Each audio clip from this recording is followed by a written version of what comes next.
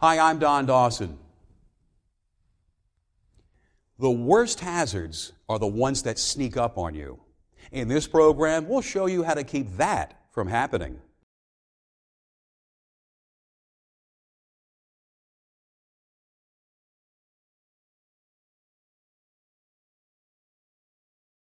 Always look both ways before crossing the street. It's one of the first safety rules we learn. It's an effective one because when we look both ways, we can see any vehicles that might hit us if we step into the road.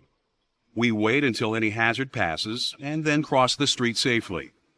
Staying safe by looking out for hazards ahead of time is a simple principle.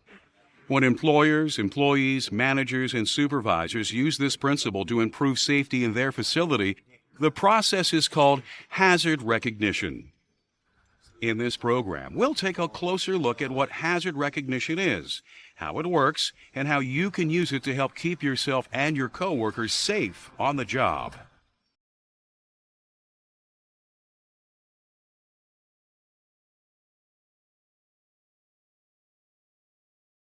More than 3 million injuries and illnesses and more than 4,500 deaths.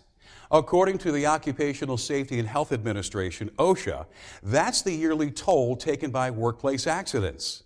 It's natural to think that all of these people are unlucky, but luck has nothing to do with it. The accidents and injuries that happen on the job are simply a matter of numbers. The more hazards there are in a workplace, the greater the risk that goes with working there. All that risk is basically accidents waiting to happen. And if nothing is done to prevent them, eventually those accidents will occur. There's a direct connection between the number of hazards in a workplace and the number of accidents, injuries, and fatalities that occur there. We can see that connection in a pyramid diagram. At the bottom is the total number of hazards that were found in a group of workplaces. The next level up is the number of accidents that almost happened as a result. These are called near misses. The level above that is the number of minor injuries that resulted from accidents that did happen. Next is the level showing the major injuries that were caused by the accidents, and at the top is the number of deaths that occurred. Now let's run the numbers. Every additional hazard at the bottom of the pyramid drives up the number of accidents, injuries, and fatalities above it. For every 20,000 hazards that exist, studies show there will be 1,500 near misses, 300 minor injuries, 27 major injuries, and 1 fatality. Depending on your work environment, the ratios between these numbers may vary. But no matter what your job is, when hazards go unnoticed or unrecognized, and nothing is done to control or eliminate them, accidents will happen. However, the diagram also illustrates something hopeful. When we drive down the number of hazards in the workplace, the other numbers go down too. The more hazards that we can identify, control, or eliminate, the fewer accidents, injuries, and fatalities will occur. This is the goal of hazard recognition, to make the workplace safer by finding the hazards and removing them or reducing their risk.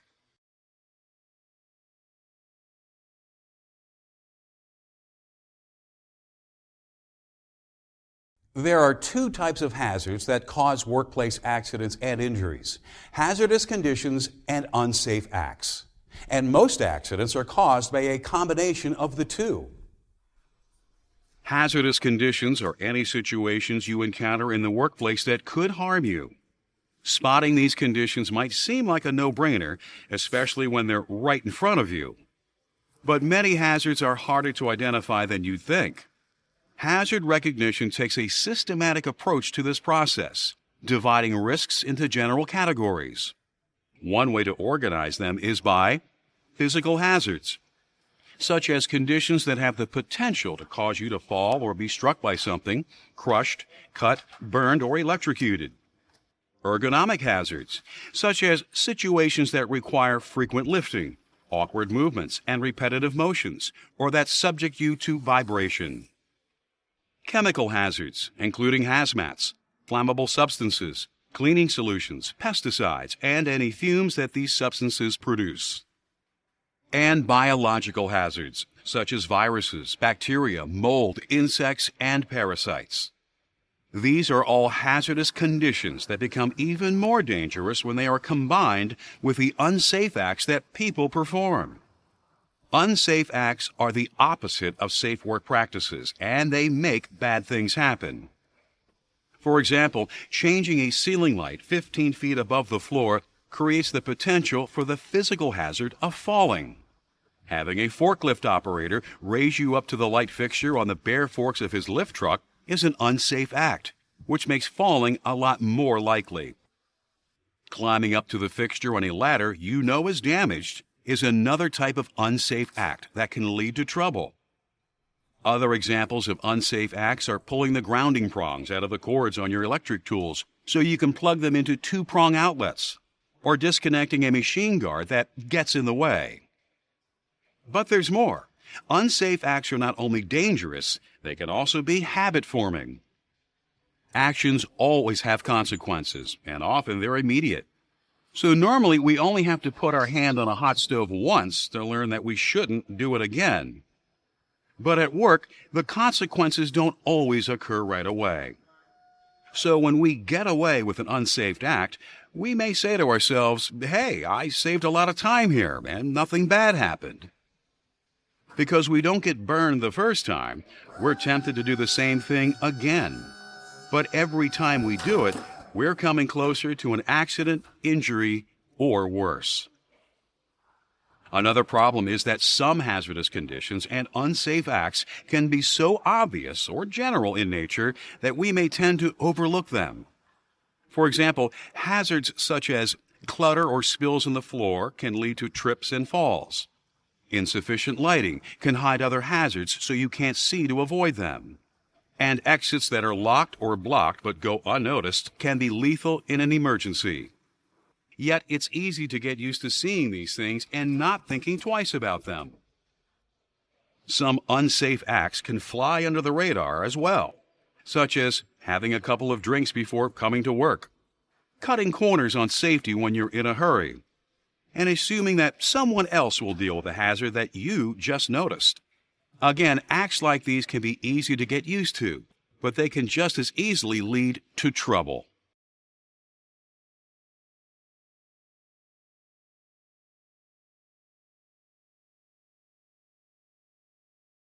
Obviously, the best time to identify hazards is before they cause accidents or injuries. Hazard recognition uses 3 tools to do this: job hazard analysis, pre-shift and pre-operation inspections, and work permits. In job hazard analysis, a manager or supervisor studies a planned project or new task ahead of time to identify its potential hazards and develop ways to prevent or control them. Each job is broken down into lists of specific tasks. The supervisor then examines each step of every procedure, the location where it will be done, and any equipment that will be used to do it. Once the hazards associated with the tasks have been identified, a plan is developed to control or eliminate them.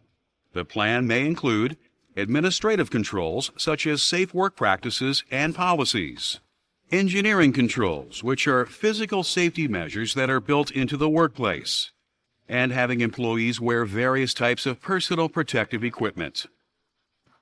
Employees can play an important part in job hazard analysis as well. Since no one knows your work better than you do, your supervisor may ask for your input on the job and how to do it safely.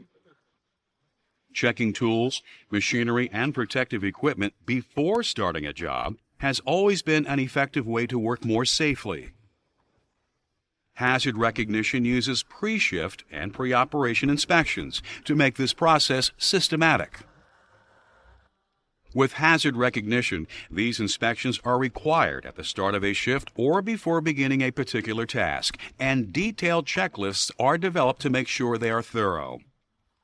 As with job hazard analysis, you may be asked to contribute your knowledge of equipment that you use or tasks that you perform to creating these checklists. The work permits that are required for some risky procedures are the third tool that a hazard recognition program uses to identify potential hazards. In filling out a permit, the person who will be doing the work must list the task to be accomplished, the hazards that will be involved, the procedures that will control or eliminate the risks those hazards present. A manager or supervisor must review and approve the permit before the work can proceed.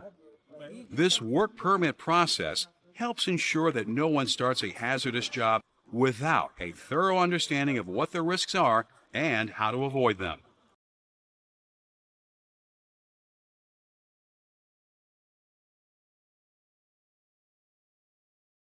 We've talked about how we need to identify hazards before we begin to work. But to prevent as many accidents and injuries as possible, we also need to be able to identify and deal with them in real time. The hazard recognition process can help with this as well. At the start of the day and throughout your shift, make a habit of asking yourself, what are the hazards here? Try to spot any physical, ergonomic, chemical, or biological hazards. Look for places where you could fall, such as a scaffold or a wet work floor. Objects that could hit you, such as materials that are being transported or equipment with unguarded moving parts. What forms of hazardous energy are present? Pay special attention when electricity, steam, or hydraulic pressure is being used. Watch out for tasks that require heavy lifting or repetitive or awkward motion. Vibration from hand tools and machinery can also be harmful over time. Be aware of any potentially hazardous chemicals, cleaning products, or pesticides that you come into contact with. Remember, their fumes can be hazardous as well. Look for biological hazards, such as mold inside a ventilation system, or ticks or fire ant colonies on a work site. Ask yourself if the tools and equipment you'll be using are appropriate and in good working order. There can be some hazards associated with them that you should recognize. For instance, a diesel-powered forklift should not be used where there's limited ventilation. Electric-powered hand tools should not be used in wet conditions. Look for things such as rickety ladders, frayed power cords, hammers with loose heads, and cutting tools with dull or broken blades as well. If you find any of these, fix them or take them out of service. In addition to hazardous conditions, you need to watch out for unsafe acts too. You can avoid doing them yourself by sticking to your company's standard operating procedures and safe work practices. Keep an eye on your coworkers as well to see if they're following the SOPs and safe work practices, and they're wearing the proper PPE. When you do identify a hazard, you need to take action. If you can remedy the situation, do it. If you can't correct it yourself, speak up. Report it to your supervisor so they can take steps to control or eliminate the hazard. Warn your coworkers about the risk so they can avoid it too.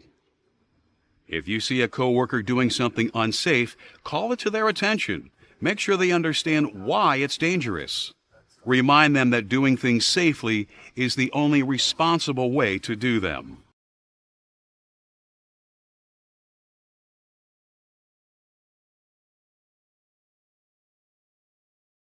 As hard as we may try, it's not always possible to eliminate risks before they cause problems, and recognizing hazards after the fact is better than not knowing why something happened at all. When accidents do happen, it's crucial to learn as much as possible about why they occurred so they can be prevented from happening again. That's the goal of accident investigation. Accident investigation searches for the root causes of what happened. On the surface, these might appear to be obvious, but the circumstances behind accidents can be more complicated than you might think. For example, take the case of a stockroom worker who fell off a stepladder.